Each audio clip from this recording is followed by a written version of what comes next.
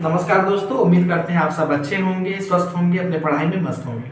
दोस्तों, ऐसे बच्चे जो भविष्य में शिक्षक बनना चाहते हैं या ऐसे स्टूडेंट जो पढ़ने वाले हैं, अपना सोचते हैं कि हाँ मुझे आगे जाके टीचिंग प्रोफेशन को ज्वाइन करना है, लेकिन फिर वो बच्चे एक रास्ते पे आने के बाद रुक जाते हैं। उनको समझ में नहीं आता है कौन सा कोर्स करें, कौन सा ना करें। और खास तौर पे जब बात आती है शिक्षक बनने की और उससे संबंधित कोर्सों की, तो दो कोर्सों पे हमेशा बच्चा आके रुक जाता है। एक डीएलएड पे आके रुकता है और एक बीएड पे आके रुकता है। जो भी बच्चे यूजी वाले हैं, जैसे मान लीजिए आपने यूजी कर लिया या फिर आपने पीजी कर लिया, तो फिर उसके बाद एक ऑप्शन ये बचता है कि चलो यार शिक्षक भर्ती आने वाली है, या फिर हम दीदी का मेरे हो गया या भैया का हो गया, तो चलो हम भी जो है इस लाइन में लगते हैं और ये मतलब अच्छी जॉब होती है और एक तरह से मतलब साफ सुथरी जॉब होती है, तो हमको इसमें करियर बनाना है, तो मैं डीएलएड करूं कि बीएड करूं। इसको लेके बहुत सारे बच्चे परेशान होते हैं। तो देखिए, हम आपकी परेशानी को दूर करेंगे। दोनों ही अपने जगह पे बहुत ही अच्छे कोर्स हैं। सबसे पहली बात मैं आपको बता दूं कि दोनों ही अपने जगह पे 100% सबसे अच्छे कोर्स हैं। अब ये डिपेंड करता है कि आप किस फील्ड में जाना चाहते हैं। जैसे मान लीजिए अगर आपको जल्दी शिक्षक बनना है, कि जैसे आप चाह रहे हैं कि हम इमीडिएट कहीं 1 से 2 साल, 4 साल, 5 साल में कहीं अपनी एक सीट निकाल लें और अपना मतलब एक जीवन व्यतीत करें, बहुत ज़्यादा मुझे अपना समय नहीं वेस्ट करना है, स्पॉइल नहीं करना है और बहुत ज़्यादा मुझे बर्डन नहीं लेके चलना है, तो मैं आपको सबसे पहले मैं यहाँ पे सजेस्ट करूंगा कि आप डीएलएड करने चल जाओ। सबसे पहले मैं आपको कहूंगा डीएलएड चल जाओ।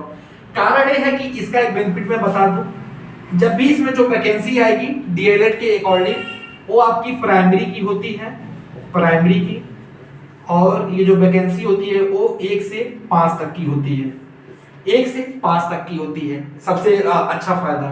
और जो वैकेंसी आती है वो वैकेंसी 100 पोस्ट पे, 50 पोस्ट पे नहीं आती है, वो वैकेंसी बल्क में आती है, बहुत ज्यादा पोस्ट पे आती है कि 60,000 आ रही है, 20,000 आ रही है, उसके बाद जो है 90,000 आ रही है। मतलब ऐसे बहुत अच्छे खासी संख्या में इनकी पोस्ट देखी जा सकती है। इवन केवी वगैरह में या एनबीएस वगैरह में भी इसकी 6 से 7,000 मतलब पोस्ट तो आती ही आती है, उससे नीचे नहीं आती है। चाहे आप कितना भी डाटा उठा के देख लो, कोई भी स्टेट हुआ, बिहार हुआ, झारखंड हुआ, मध्य प्रदेश हुआ, सब में ये वैकेंसी भर भर के आती है, बोरा भर भर के आती है।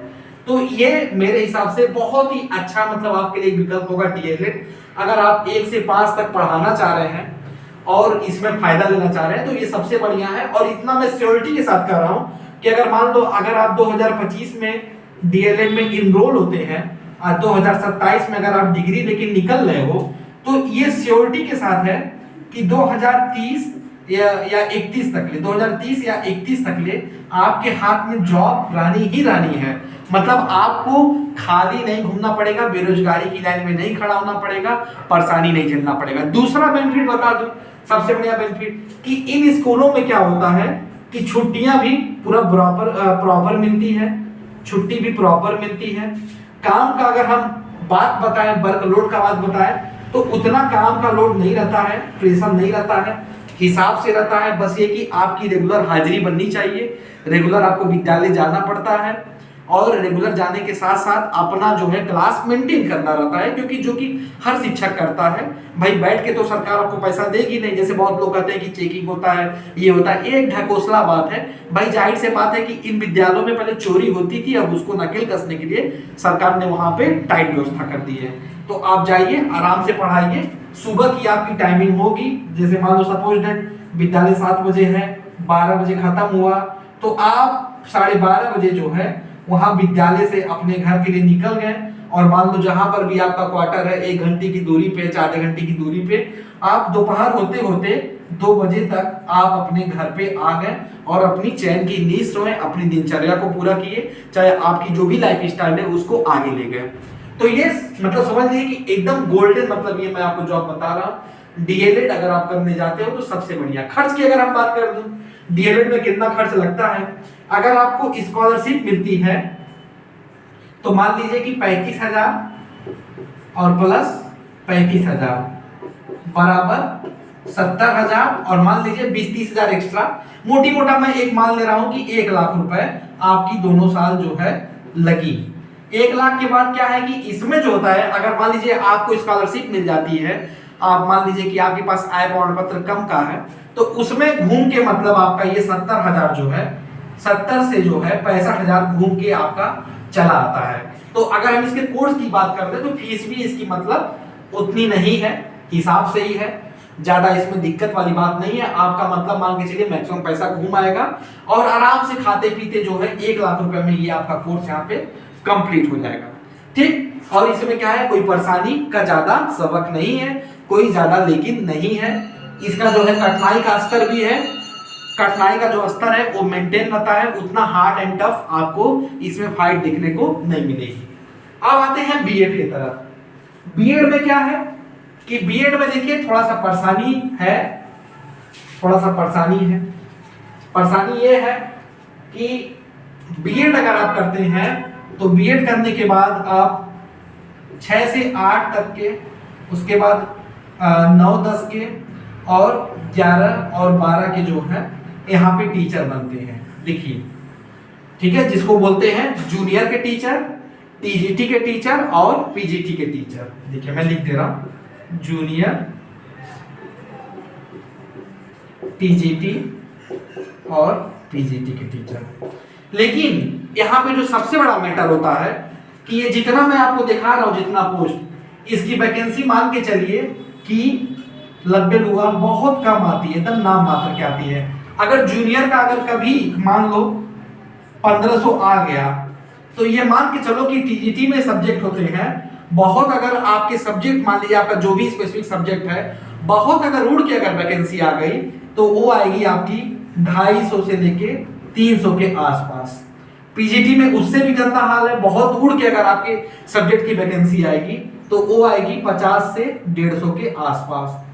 तो ये ऐसा कुछ ग्राफ होता है हमारे बीएड करने वाले बच्चों के साथ। जूनियर की अगर हम बात कर ले, टीजीटी की अगर हम बात कर ले, तो वैकेंसी जो है बहुत कम आती है। लगभग में सारे स्टेट में जितने भी ऑल स्टेट है सबका वही हाल है, सब में आपको उतना ही देखने को मिलेगा। किसी में 150 ज्यादा मिल जाएगा, किसी में और कम मिल जाएगा। सेंट्रल लेवल पर भी इसकी वैकेंसी जो है टीजीटी पीजीटी की हमें देखने को मिलती है, जिसमें आप सब केबी का वैकेंसी देखते ही होंगे, आप अंदाजा लगा लेते हैं कि कितना मतलब सीट आया कितना नहीं आया। तो ये एक मतलब इसका सबसे बड़ा मतलब समझ ले निगेटिव पॉइंट है कि इसमें वैकेंसी नहीं आती है। अपॉर्चुनिटी तो है लेकिन वैकेंसी एकदम नाम मात्र की आती है। हो सकता है किसी साल वैकेंसी ना आए, जैसे अगर हम यूपी की अगर अभी बात कर लें तो यूपी में 5 साल से कोई भी जो है अभी भर्ती नहीं आई है, 5 साल से कोई भी भर्ती नहीं आई है, एकदम भर्ती का यहाँ पे सूखा पड़ा हुआ है। इवन 3 साल पहले भी जो वैकेंसी आई थी उसके एग्जाम जो है ना कंडक्ट कराए गए हैं और ना ही रिजल्ट निकाले गए हैं। तो आप अंदाजा लगा लो कि कितना यहाँ पे मतलब कम चांस होता है।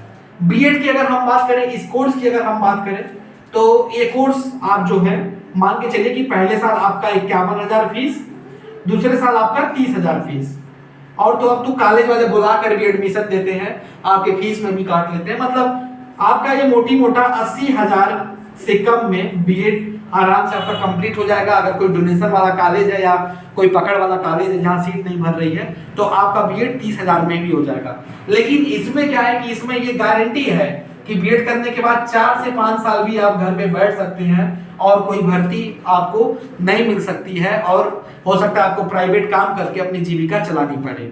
तो ये इसका ड्रॉबैक है। और अगर इनमें अगर आप भर्ती हो भी जा रहे हैं, मान लीजिए आपकी जॉब लग गई, तो ऐसा नहीं कि पीआरटी के वेतन से बहुत ज्यादा वेतन है।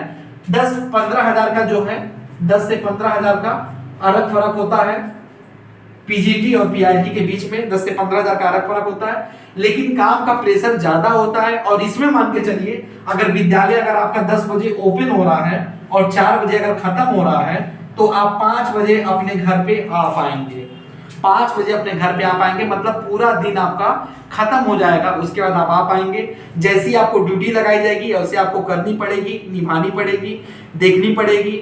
उसके बाद जो है सारा सिस्टम अब ऑनलाइन हो गया है, तो किसी में कहीं से भी आप जो है इसमें सेंधमारी नहीं कर सकते हैं।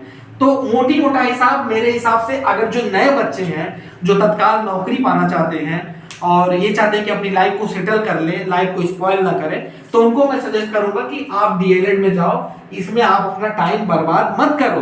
डीएलएड में जाओ और सीधे इसमें आप लग जाओ और इधर उधर के चक्कर मत पड़ो। और अगर आप ये चाह रहे हैं कि नहीं मुझे बड़े लेवल पे जाना है, मेरी नॉलेज एक बिल्डअप है, मैं एक अच्छा मतलब मार्क्स लेके निकला हूँ एमएससी में या फिर बीएससी में, और मुझे बड़े क्लास में हायर में टीच करने में मजा आता है, या मैं हायर पढ़ाता हूँ, तब आप इसमें आइए। अदरवाइज नहीं तो आप डीएलएड में जाइए।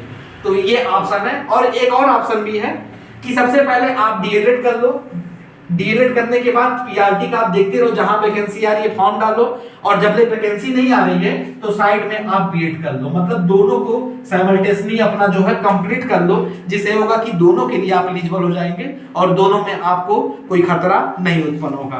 तो ये मैंने आपको विकल्प बता दिया, समझा दिया। आई होप आपके समझ में आ गया होगा कि अब हमें यूजी पीजी के बाद किस लाइन में जाना चाहिए, किस लाइन में नहीं। बाकी आज के लिए इतना ही। अगर कुछ नहीं समझ में आए तो कमेंट बॉक्स में आप पूछ सकते हैं, आप सभी का स्वागत है। और बाकी आप सबसे बहुत जल्द मुलाकात होती है। आज के लिए इतना ही, बहुत बहुत धन्यवाद।